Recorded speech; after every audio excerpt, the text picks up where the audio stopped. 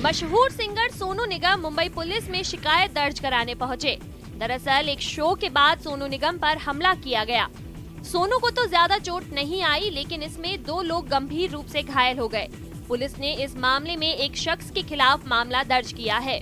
मिली जानकारी के मुताबिक सोनू एक कॉन्सर्ट के लिए चेंबूर इलाके में थे, जहां इवेंट के बाद बाहर निकलने के दौरान सेल्फी के लिए एक शख्स उनके सामने आया और कथित रूप से उनसे धक्का मुक्की की।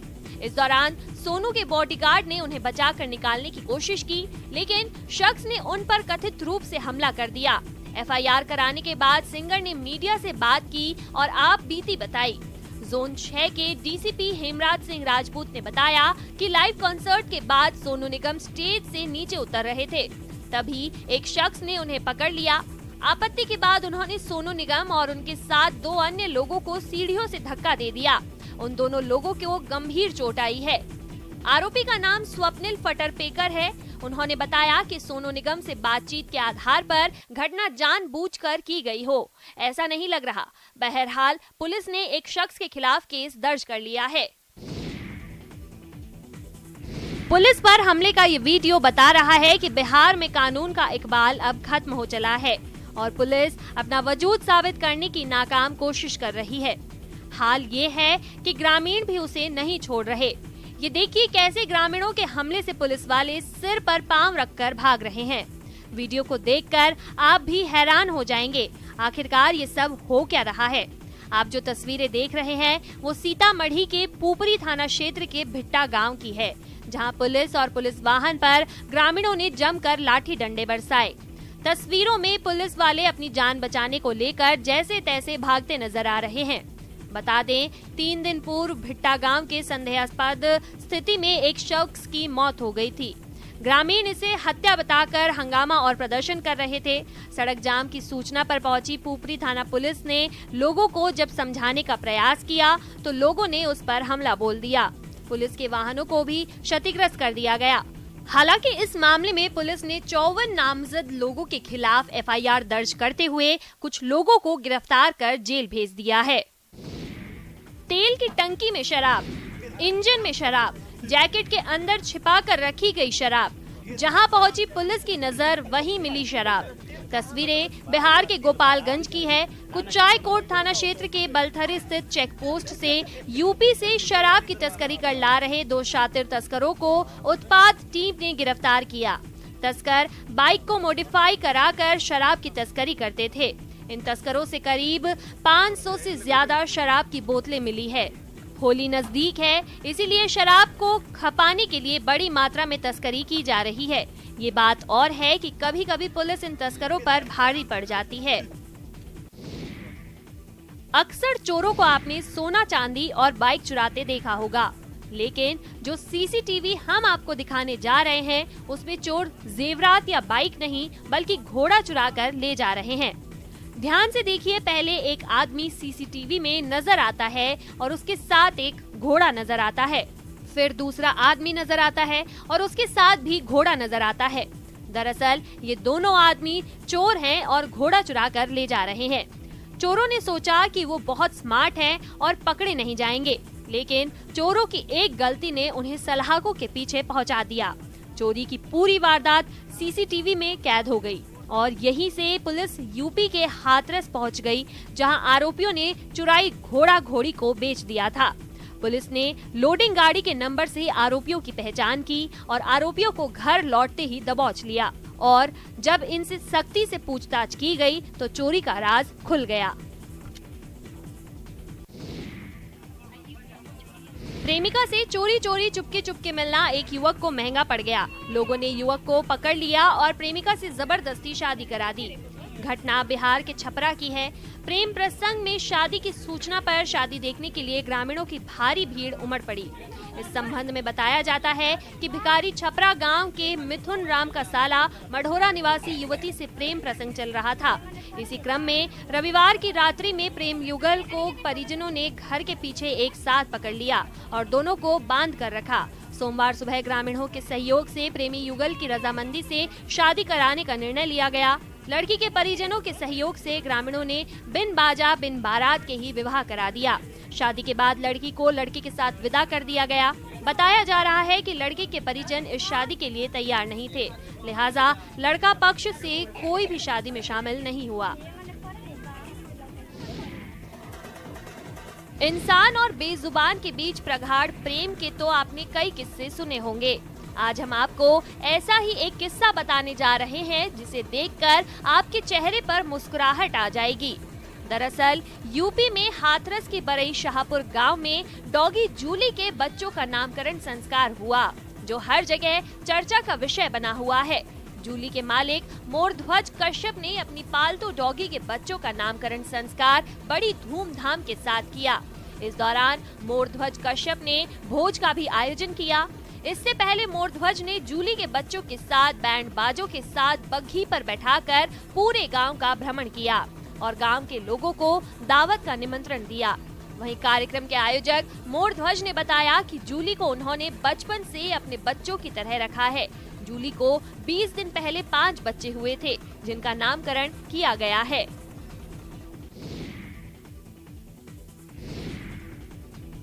ओडिशा के बेरहामपुर रेलवे स्टेशन पर आरपीएफ के जवान एक यात्री की जान बचाई। ट्रेन से सफर करने वाले यात्रियों के लिए ये एक बहुत बड़ा सबक है। रेलवे स्टेशन पर लगे सीसीटीवी में ये घटना कैद हो गई। हादसा तब हुआ जब यात्री चलती ट्रेन से नीचे उतरने की कोशिश कर रहा था। इसी बीच प्लेटफॉर्म पर ड्यूटी के दौरान आरपीएफ जवान ने समय रहते उसे देख लिया और भागकर उसकी जान बचा ली। इस तरह रविवार को आरपीएफ कांस्टेबल के बहादुरी भरे प्रयास से चलते ट्रेन के नीचे आने से एक यात्री की जान बाल बाल बच गई। मिली जानकारी के मुताबिक असम के नागांव के जाखला बंधा थाने के तहत आने वाले जयशंकर मुंडा के रूप में पहचाने जाने वाले यात्री ने दोपहर में रेलवे स्टेशन के प्लेटफॉर्म नंबर 1 पर चलती ट्रेन से छलांग लगा दी, लेकिन संतुलन बिगड़ने के कारण वो गिर पड़ा और दौड़ती ट्रेन की ओर फिसलने लगा। इसी समय आरपीएफ कांस्टेबल सूर्यकांत साहू उसके पास पहुंचे और उसे खींचकर एक बड़े हादसे से बचा लिया। जयशंकर अपने परिवार के साथ चेन्नई जा रहा था। ये वो चाकू है जिससे भारी भरकम और दैत्याकार अफजल खान ने शिवाजी महाराज की जान लेने की कोशिश की थी। शिवाजी महाराज और अफजल खान की मुलाकात प्रतापगढ़ के पास शामियाने में हुई थी।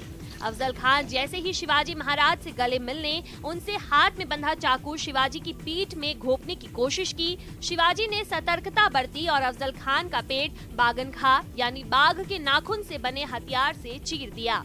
शिवाजी महाराज को पता था कि खान धोखा देने वाला है, इसीलिए वो पहले से ही हाथ में बागनखा पहने हुए थे। इस बागनखा जैसे शिवाजी महाराज के तमाम हथियारों की प्रदर्शनी गुजरात के वडोदरा में लगाई गई है। शिवाजी जयंती पर 2 दिन की प्रदर्शनी में भारी संख्या में लोग जुटे और उन हथियारों को करीब से देखा और जाना जिनसे मुगल खौफ खाते थे। आपको बताते चले कि 17वीं शताब्दी में जब पूरा भारत मुगल सल्तनत के बढ़ते खतरे से लड़ रहा था, मराठा शासक शिवाजी ने उससे कड़ी चुनौती दी। उन्होंने न केवल मुगल शहंशाह औरंगजेब को टक्कर दी, बल्कि पश्चिम और दक्षिण भारत में मुस्लिम शासन को खत्म किया। जम्मू कश्मीर से एक खुशखबरी है। विश्व प्रसिद्ध डल झील के पानी को अब करीब 7 वर्ग किलोमीटर का अतिरिक्त खुला क्षेत्र मिल गया है। हालांकि इसके वर्तमान के 25 वर्ग किलोमीटर के क्षेत्र में से अभी भी 5 वर्ग किलोमीटर का अतिक्रमण है और अभी भी डल झील के क्षेत्रफल को लेकर विवाद कायम है।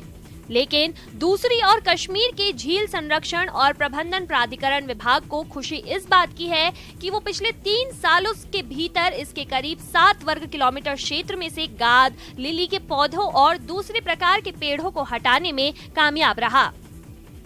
दरअसल डल झील को लाइव लेक के तौर पर भी जाना जाता है, जिसमें कई हिस्सों की वनस्पतियां समय समय पर उगाती है और ये पानी के खुले क्षेत्रफल को निगल जाती है।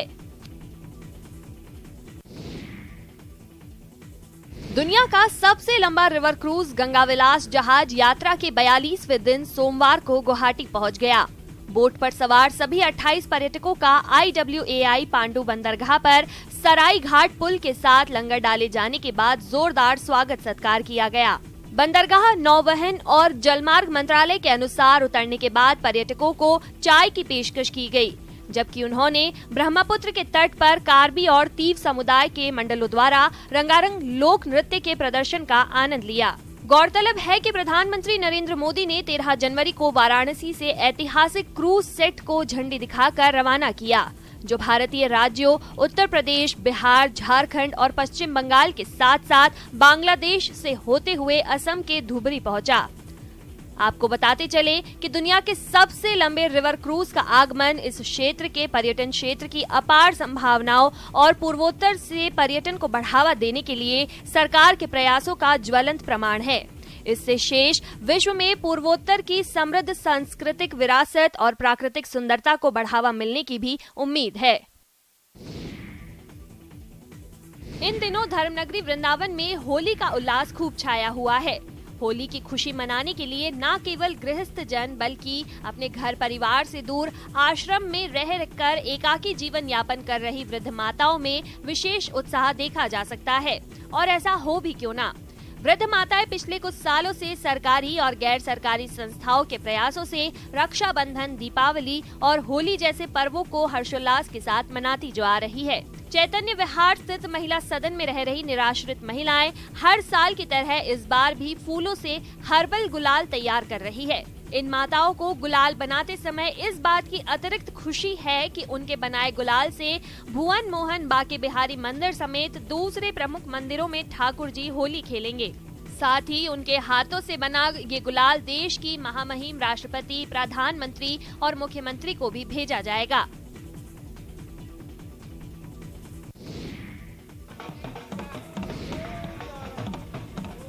अट्ठासी 80,000 ऋषि मुनियों की तपोस्थली नैमिषारण्य से मंगलवार ब्रह्म मुहूर्त में डंका बजते ही प्रसिद्ध 84 कोसी परिक्रमा का शुभारंभ हो गया।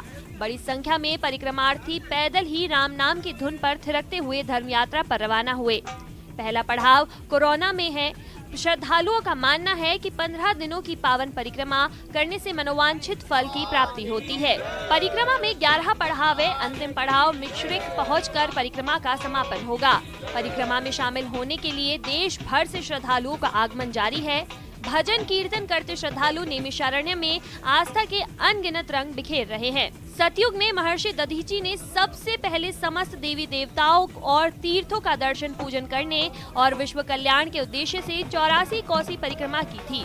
रावण का वध करने के बाद प्रभु श्री राम भी 84 कोसी परिक्रमा करने यहाँ आए थे। स्कंद पुराण, विष्णु पुराण और महाभारत में भी नैमिषारण्य की 84 कोसी परिक्रमा का वर्णन है।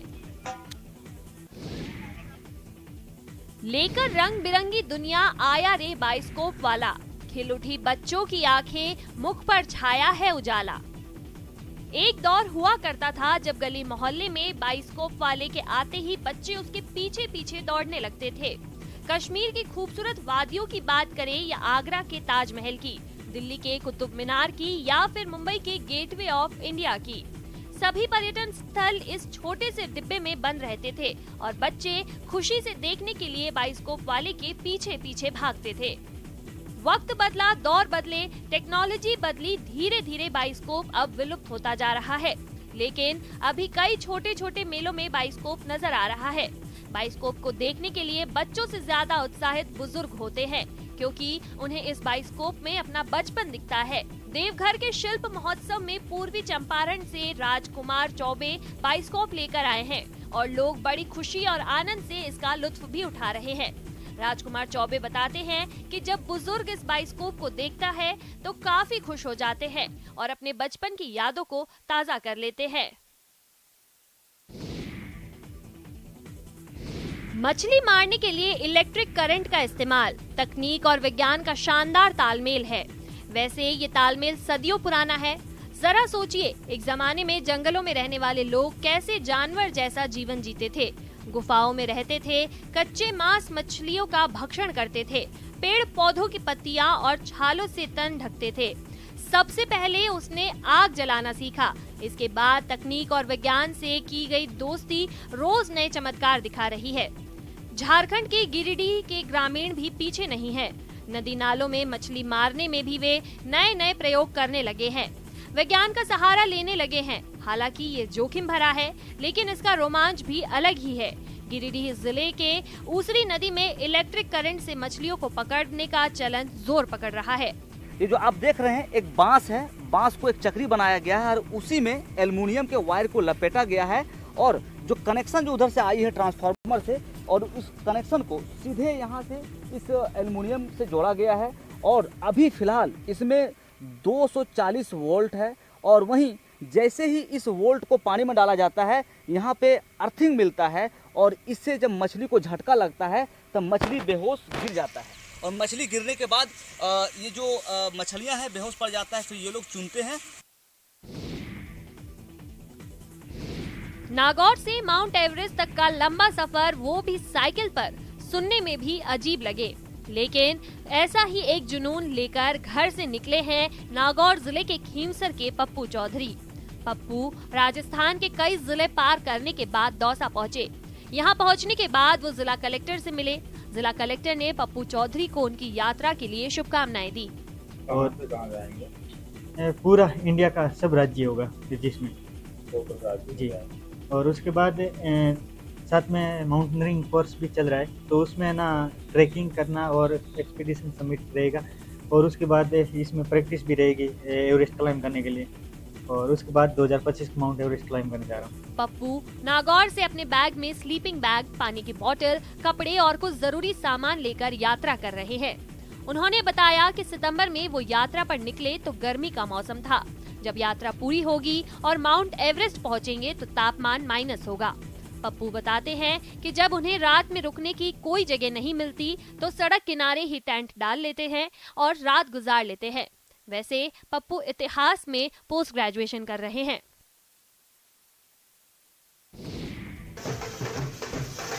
बेटियों के प्रति समाज की सोच बदल रही है। जी हाँ, देश और समाज को आश्वस्त करने वाली ये तस्वीरें अलवर के मुंडावर से आई है। एक जमाना था जब बेटियों को घर से बाहर निकालने पर भी लोग आपत्ति जताते थे। इनकी शिक्षा को लेकर भी लोगों में व्यापक जागरूकता का अभाव था, लेकिन जो जो शिक्षा का प्रचार प्रसार हुआ है, बेटियां पढ़ लिख कर आगे बढ़ने लगी है, विकास के नए आयाम गढ़ने लगी है, सोच बदलने लगी है।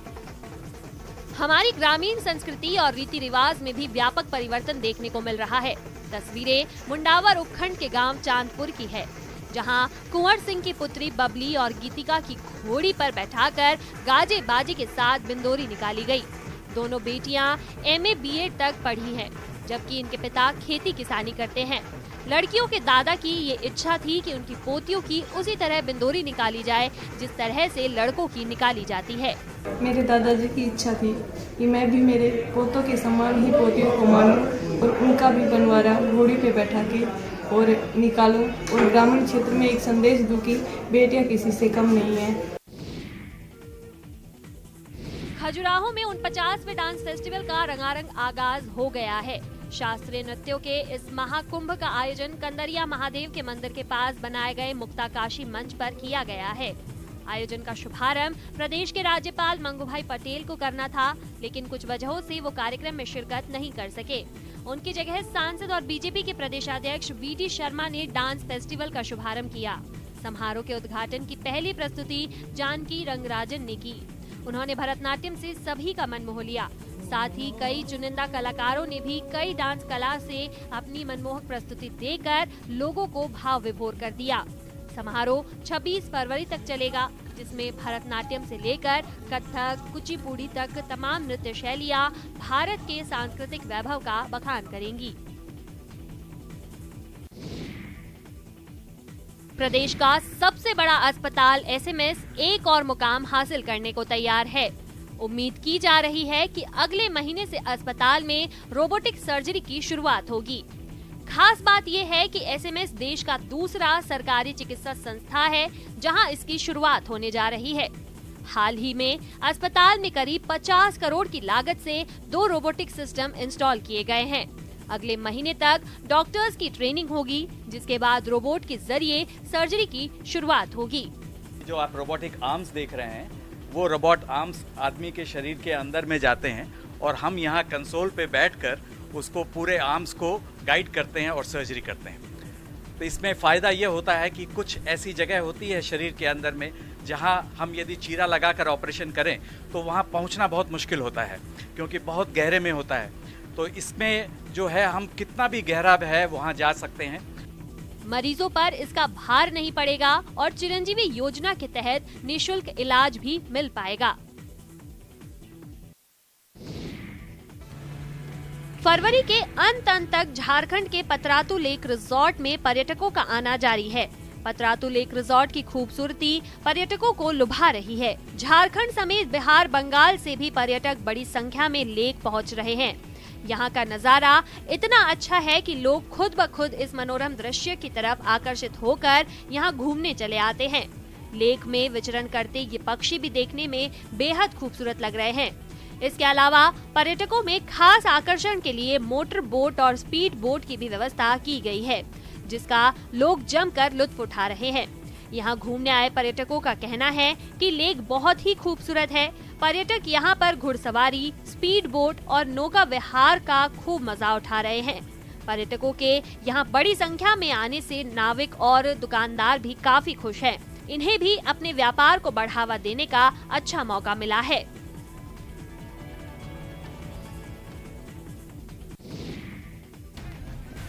शरीर पर मिट्टी मलकर दंगल के अखाड़े में एक से बढ़कर एक दांव लगाकर एक दूसरे को चैलेंज कर रहे पहलवानों की ये तस्वीरें बिहार के लखीसराय से सामने आई है। दरअसल हलसी प्रखंड के बिल्ली गांव में दंगल कुश्ती प्रतियोगिता का आयोजन किया गया। कुश्ती देखने के लिए सैकड़ों की संख्या में लोग पहुंचते थे। मुख्य अतिथि के रूप में मसूद पहलवान ने विधिवत रूप से पूजा अर्चना कर कुश्ती प्रतियोगिता का शुभारंभ किया। दंगल प्रतियोगिता में मोकामा,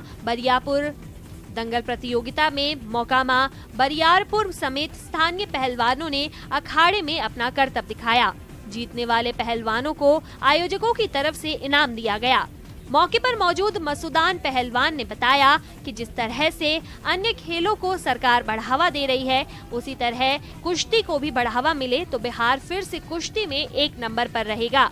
सरकार को इस ओर पहल करनी चाहिए ताकि गांव के अखाड़े में लड़ने वाले ये पहलवान देश दुनिया में भी नाम कमा सके। फिलहाल इतना ही। दीजिए